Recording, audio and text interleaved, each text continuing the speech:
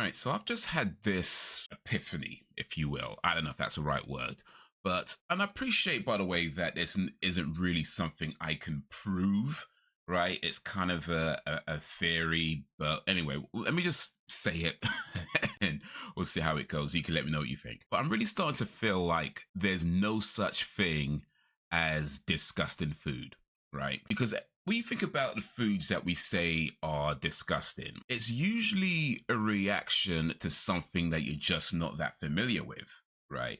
So maybe you see something and it looks weird, right? So we say, "Oh, that's disgusting," because it looks weird. You're not used to seeing food that looks like that or that type of food. It's different to what you're used to. It looks weird. We just say it's disgusting based on that. Or maybe the sound of it, like a combination of foods put together, we say it's disgusting because it sounds weird. Where we haven't actually tried it. We're just reacting to the way it sounds. It sounds weird. It sounds like something we're not used to. So immediate reaction is disgusting. Or maybe it feels weird when you pick it up, or it feels weird when you put it in your mouth, or it has a taste that is maybe quite strong and you're not really used to it. So immediate reaction, oh, it's disgusting, right? But the reality is that it's not that it's disgusting. It's just we're not used to it.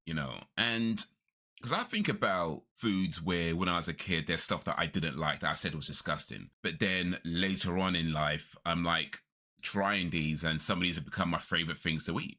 Coffee has a bitter taste to it. To my mind, it's not something that the average person would say is delicious, but a lot of us enjoy drinking coffee, right? But over time, you get used to the taste, and once you get used to the taste, you can kind of decide which coffees you prefer and which coffees you don't. But the initial reaction is like it's a kind of this bitter taste that you're not used to when you first drink it, right? So yeah, I feel like it's not that it's disgusting. It's just stuff we're not used to. In recent times, I've tried things like snails, twice, by the way. Stuff that, when I was younger, I wouldn't even think about. I'd be like, no, no, no. But then you've tried them, and once you kind of get past the initial weird factor of it, they ain't too bad. They aren't too bad. Once you get over the fact that it's something different to what you're used to, or it sounds weird, or it sounds like you probably wouldn't like it, once you kind of get over that and then you actually try it, and then you allow yourself to kind of get past all the stuff that you're just not used to, even the way it might taste, it's not disgusting. It's just something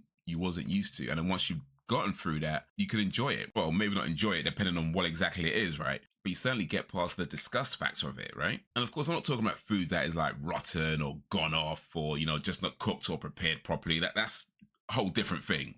But when it is prepared properly, is cooked properly, good food that's done right, but you're just not used to it. You're not used to the way it sounds. You're not used to the way it feels. You're not used to the way it tastes.